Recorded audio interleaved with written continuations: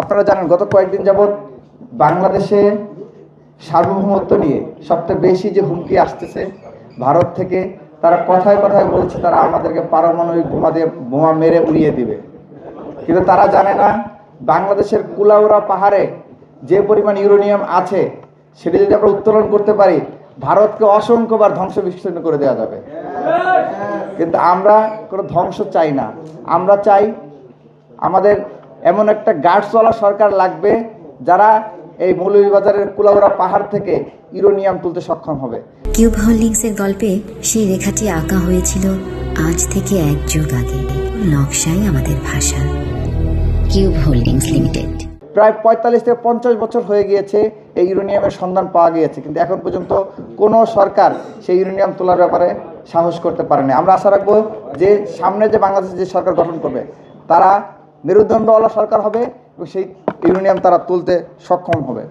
ভারত বরাবরই একটা কথা আছে যে প্রতিবেশী কখনো বন্ধু হয় না, কারণ প্রতিবেশী যদি বন্ধু হইতো তাইলে এত প্রতিবেশী থাকতো না, তাহলে এক পরিবার হয়ে যেত, সীমানা থাকতো না, আপনার কাঁটাতারের বেড়া থাকতো না, সীমানা দিয়ে আলাদা করে মানচিত্র চিহ্নিত করা লাগতো না।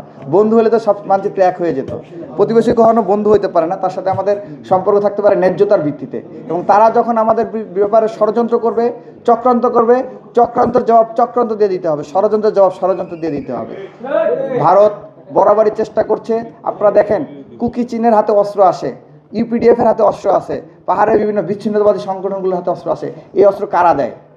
এই অস্ত্র ভারত থেকে বাংলাদেশে ঢুকে আমাদের পাহাড়কে বিচ্ছিন্ন করার জন্য। যারা আমাদের পাহাড়ের দিকে কালো চোখ দিবে সেই চোখ উপড়ে ফেলার জন্য আমাদের সবাইকে প্রস্তুত থাকতে হবে। প্রিয় সংগ্রামী সহযোদ্ধা বন্ধুগণ, বাংলাদেশের সবথেকে অবহেলিত জনপদ হচ্ছে উত্তরবঙ্গের রংপুরের জনপদ। এর কারণটা হচ্ছে উত্তরবঙ্গ যে উন্নয়ন, সেই উন্নয়ন হলে ভারতের তাদের নিজেদের নিরাপত্তার স্বার্থে চিকেন নেকের নিরাপত্তার সাথে হুমকি তৈরি হয়। সে কারণে তারা গত 15-16 বছর আমাদের উত্তরবঙ্গে কোনো উন্নয়ন হতে দেয় নাই। শুধুমাত্র আপনারা দেখেছেন যে চীন আমাদের তিস্তা বহুমুখী প্রকল্পটা বাস্তবায়ন করতে চেয়েছিল, কিন্তু ভারত এখানে ভেটো দেওয়ার কারণে আমাদের এই তিস্তা বহুমুখী প্রকল্প বাস্তবায়নের কার্যক্রম এখনো শুরু হয়নি।